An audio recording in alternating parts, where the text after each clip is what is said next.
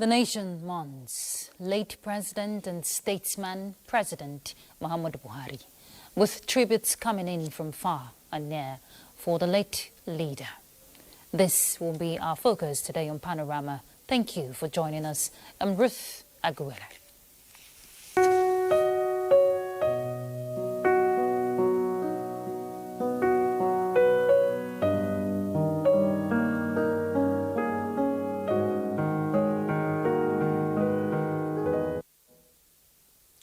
President Bola Ahmed Tinubu mourns the passing of former President Muhammadu Buhari. He describes him as a patriot, a gallant soldier and statesman to the core, saying his legacy and sacrifice endures. The president notes his unwavering dedication as a military leader from January 1984 to August 1985, and later as a democratically elected president from 2015 to 2023. The president also eulogizes his dedication to duty and deep commitment to the unity and progress of the nation. He says late Muhammadu Buhari stood firm all through his turbulent times, as well as his unshakable belief in Nigeria's potential by championing discipline in public service and tackling corruption head-on. At this moment of national mourning, President Tinubu extends its deepest condolences to Buhari's beloved wife, Aisha, his children, the entire Buhari family, and all who knew and loved him. President Tinubu also extends his condolences to the government and people of Katsina State, most especially the people and traditional leaders of Daura Emirate, and prays for the peaceful repose of his soul. As a mark of respect for the former leader, President Tinubu directs that all national flags should fly at half-mast across the country for 7 days. Similarly, President Tinubu has summoned an emergency Federal Executive Council session on Tuesday dedicated to honor late Major General Muhammadu Buhari. And following that development, Vice President Kashim Shettima has arrived in London on President Bola Tinubu's directive following the announcement of the former president's death. President Tinubu announced the passing of his predecessor, Muhammadu Buhari, who died on Sunday in London at approximately 4:30 p.m.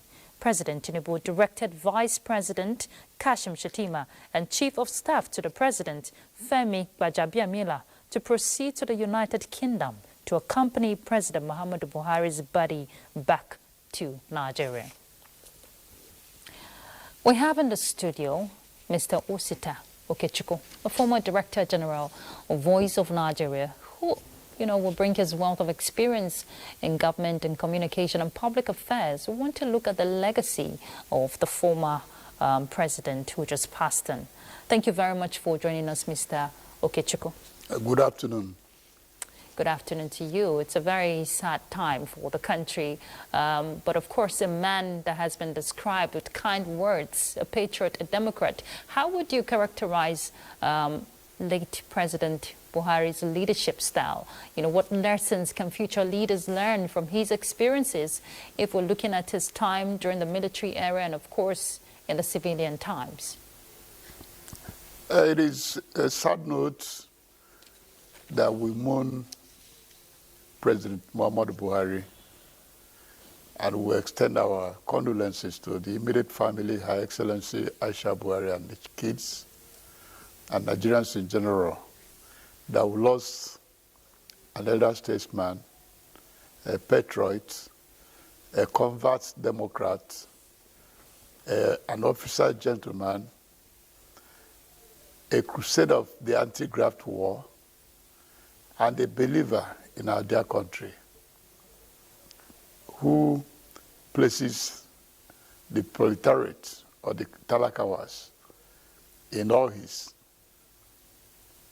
administrative policies, back from when he was as the military head of state to the civilian president, that he still tells the story of how the crisis that bedeviled his military regime was the push by some foreign interests that he should devalue the currency, he should stop subsidy, and which he resisted. And when he came back in 2015, he said he's surprised that the same problem still resurfaced. And he designed his own policies that he thought could have changed the hardship in the country and improved prosperity. Yeah. He embarked on an agrarian revolution in what he called the Anchor Borrowers Program, where he wanted every fertile land in the country to be utilized to what he calls produce what you eat and eat what you produce. He did his best as well to curtail the insecurity that was then devastating the country.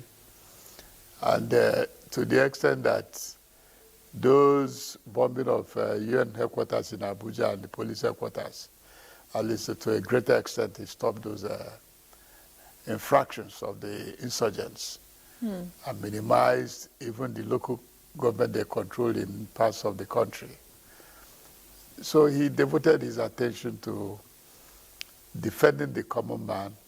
One of the first policies he embarked on was that when he came in, he discovered that many state governors were owing pensions, salaries of workers. And he looked into the purse of the Federation and said, wherever we could get money, we must pay the pensioners, we must pay the workers of the country. I remember in a meeting he called, and he told us he's going to spend about 1.3 trillion to take care of the salaries and the pension of paid workers and pensioners. And I raised my hand and said, Mr. President, we're in politics. If you use that money to construct federal roads, you will do more than 5,000 kilometers of roads, and it will be a bigger political capital. He then asked Rosita, have you worked? I said, yes, sir. I worked briefly as a messenger and a teacher. He said, how did you feel if you are not paid? After working for 1 month, you are not paid. The second month, you are not paid. The third month, you are not paid. Do I know the challenge and the harm it does to the family of the worker? You know, Mr. Okechukwu, it says a lot of his kind of person, especially when we saw the establishment of a Ministry of Humanitarian Affairs, putting social safety, you know, of the people, their concerns at, you know, as a top priority during his administration. You mentioned the anti-corruption fight, and of course that has been a challenge for the country. And he was one man who, you know, was known in reckoning with that aspect to see that the country becomes better. What's your take on his kind of person, especially the impact his anti-graft war, you know, had on the country? The truth of the matter is that nobody dared then to look the other way. Yes, I know that there were some infractions here and there that he could not contain. But the truth of the matter that he was on top of his agenda. And I would think that subsequent government of the Federation should put it in the front burner. Because I remember when we reported back to him that some governors did not use the money allocated to them to pay their workers and pensioners. And he said, I'm a Democrat convert. I obey the rules of the law. The law says that it should be given to the state government to pay their workers. I cannot go there and pay directly. So he had his own encumbrances. As a Democrat convert, I remember when the issue of Mambila, because he hoped to improve the electricity supply of the country by generating power from Mambila Plateau. And they presented to him the jigsaw puzzle on transaction done before he came to office. He said, you see, if it was when I was military head of state, I could have gone ahead to neglect whatever they were talking that this man is this man. And he called those in charge. He told the FCC then, under Magu, and to look into the matter and go ahead with it under the law. But that if he was when he was military head of state, he could have dispassionately done that. And even when he succeeded in amending the Constitution and brought the Fifth Amendment that made the governors, the state government to generate their own electricity, transmit and distribute, He expected much from the governors, but that did not happen. But he was encumbered because he's no more under military regime to enforce as he wanted. The little he defended till he left office was that he said the Anchor Borrowers Program was meant to provide agricultural products both for domestic consumption and for export. But part of the insecurity and other negative factors did not allow that to happen. And the hammer or handgun he had was what they called the Green Imperative Program that the then Minister of Agriculture, Chief Audobe, came up with. That was to borrow €1 billion to buy all manner of farm implements that will be distributed across the country with the private sector management. And the Brazilians agreed to do that. Luckily for the Brazilians, they are in the tropics, so there was a sync between their climatic condition and that of ours. But unluckily, before the project could gain traction, the COVID came, and Brazil lost a lot of funds and could not embark on that GIP. But I'm happy that President Tinubu is still looking at the GIP as an effective weapon to make our agricultural product to germinate. Indeed, and there are other aspects he was notable, his administration was notable for, the area of infrastructural development. He was, he contributed a lot going by the records. But if we want to look at the impact, looking back, the legacies he set in that aspect, pushing for infrastructural drive in the country and the impact on economic growth going forward. What's your take on that? A lot of... I remember when I had an occasion in Ibadan. So I was looking for a vehicle to get back to Lagos. They told me, no, you don't need to bother yourself. You need to buy a ticket, the train ticket. I bought train ticket, and 1 hour plus I was in Lagos. Cheaper and seamless. So I reported back that I said, we have achieved a lot. When is it happening? He said, okay, the Chinese Limited, that immediately it is open, both the Eastern Corridor and Western Corridor, in standardization of the rail line he initiated, will be done. I remember as well when I went to Asaba for an event, it became very seamless to pass through the Second Niger Bridge, which other regimes could not consolidate. He ended up finishing that project that eased the traffic in Onitsha axis. You can name them. Where do we go from? Some are unnamed, because when I talked of the Anchor Borrowers Program, some farmers took up the ground and became prosperous in their various areas today. Or are you talking of the NALDA that helped farmers to clear land? A lot of money were pumped. You talked about the humanitarian ministry. A lot of money, though you might not know what it means that you give 20,000 naira or 10,000 to the poor. It might look small for you because maybe you're well-to-do. If you're well-to-do, 10,000 might not mean a lot, but I know what it meant to a lot of the poor ones that got 10, 20,000 at intervals that kept to cushion their hardship. Okay. You mentioned the telecows, and I just recalled when he did that, his concern and passion for the people. It says a lot. If we even recall his statement in 2015 when he came into power, he said, I belong to everybody, I am for nobody. And we saw that play out during his administration. Thank you so much, Mr. Osita Okechukwu, for your time on, Dr. Osita Okechukwu, for your time please. on Panorama. Mr. Osita Okechukwu, I couldn't pass the exam. Okay, thank you so much. I appreciate it. All right, let's take a break. We'll be back.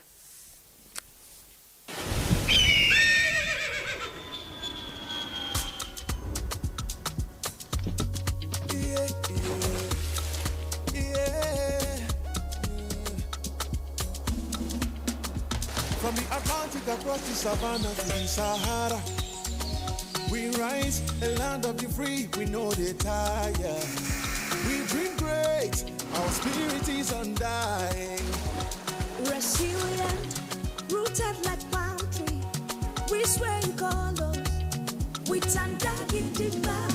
We bet solutions, we ignite passion, yeah. Ethnicity is unique, we have more than just a nation. We are Nigeria, strengthening unity. We know they carry lives. We are Nigeria, together live the dream of a land with great destiny. We are Nigeria.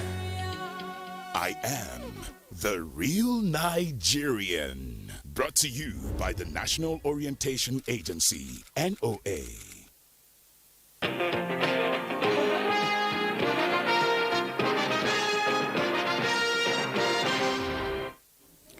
Welcome back. And of course, more tributes continues to pour in. Chairman, Chief Executive Officer of the NDLEA, Brigadier General Buba Marwa, mourns the passing of former President Muhammadu Buhari, a true statesman, patriot and servant leader who dedicated his life to the service of the nation and the people. A statement by Brigadier Marwa says former President Buhari will be remembered for his steadfast efforts to restore discipline and governance and pursuit of security and stability during some of the most challenging periods in our national history. Similarly, Ekiti State Governor Biodun Oyebanji expresses condolence on the passing of immediate past President of the Federal Republic of Nigeria, Muhammadu Buhari. In a statement, Oyebanji says Buhari lived an exemplary life of selfless service to the nation and put in his very best. Meanwhile, Minister of Works David Umahi mourns on the passing of former President Muhammadu Buhari.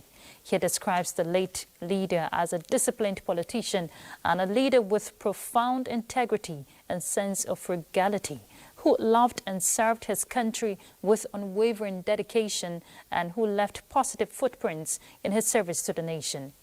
Also, the ECOWAS Commission has described the passing of former President Buhari as not just a loss to Nigeria, but the African continent. Dr. Omar Aliu Toure, President of ECOWAS Commission, extends his heartfelt condolences to the bereaved family, to President Bola Tinubu, the government of the Federal Republic of Nigeria, and to the entire Nigerian people. The National Assembly is also mourning the death of former President Muhammadu Buhari. In honor of his legacy and service to the nation, the President of the Senate and the Speaker of the House of Representatives have directed the suspension of plenary until Tuesday, 22nd July 2025. A statement from the clerk, Kamoru Ogunlano, urges rescheduling of engagements to enable full participation in the burial activities of the late President. The National Assembly, the leadership of both chambers, extend heartfelt condolences on the passing of the late president, saying he will be remembered for his commitment to Nigeria's unity and his integrity as they prayed to Almighty Allah to grant his soul eternal rest.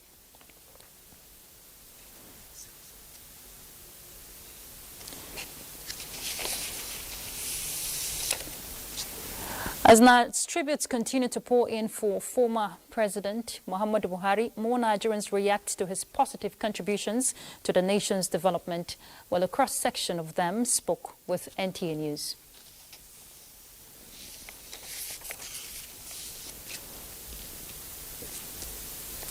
All right, we'll bring you that in subsequent bulletin. Governor Dakpo Abiodun has announced the passing of Oba Siriku Kayode Adetona, the Abuja Jali of Ijebuland. Oba Adetona joined his ancestors at the age of 91, leaving behind a remarkable legacy that has significantly shaped Ijebuland, Ogun State, Nigeria as a whole. The late traditional ruler was a remarkable royal father, he says, who ascended the throne in 1960. And throughout his reign, he was a beacon of unity, cultural preservation, and progressive development.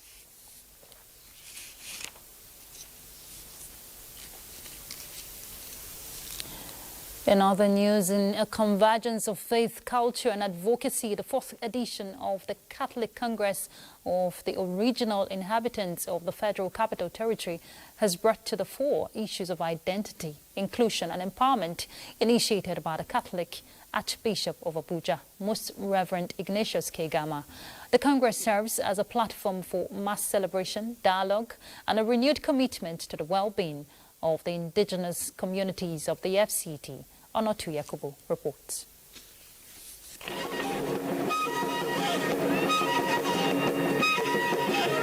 Faith met tradition at the Papa's ground along Kubwa Expressway, Abuja, where the Catholic Congress of the original inhabitants of the FCT held its 4th edition, an initiative spearheaded by the Archbishop Ignatius K. Gama to engage indigenous communities through spiritual renewal, social justice, and cultural affirmation. It's not something artificial. We are not doing this for any political motive. We are doing it to unite humanity. The Archbishop came with this vision, with this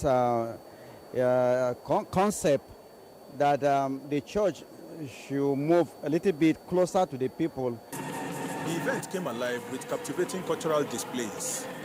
The various indigenous groups adorned in their colorful indigenous regalia filled the venue with rhythmic dances, soulful chants, and storytelling music that spoke to their roots and resilience. We are not talking of Catholics only, we are talking of all the Christians, both Christians, Muslims, anybody.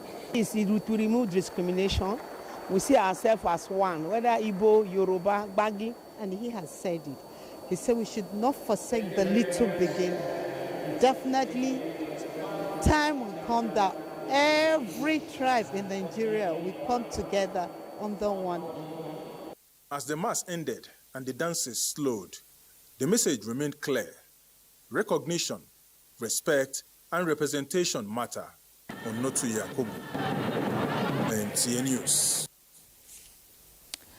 All right, we join our correspondent now. Of course, we know the nation is mourning. We have our correspondent, Charles Alpha, who is out on the street to get reactions from Nigerians on how they're taking this big loss. Charles, please tell us. Administration of former Nigerian President Muhammadu Buhari from 2015 to 2023 marked a significant milestone in terms of policy initiatives and infrastructure development that were key to addressing national challenges.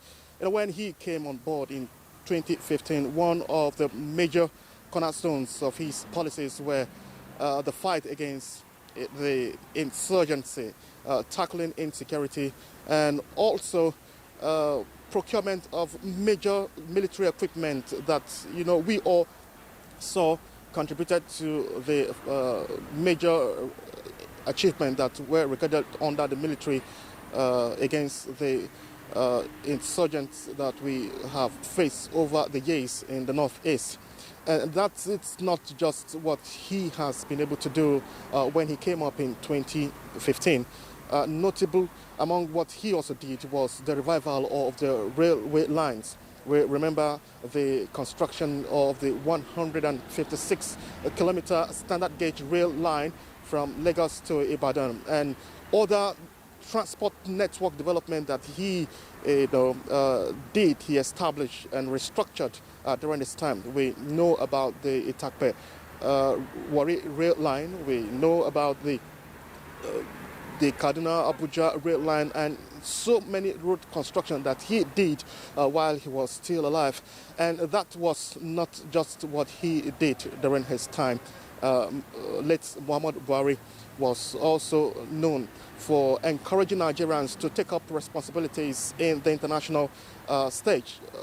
For instance, he was instrumental to the election of Akinwumi Adesina, the then president of the African Development Bank, and we also saw Ngozi.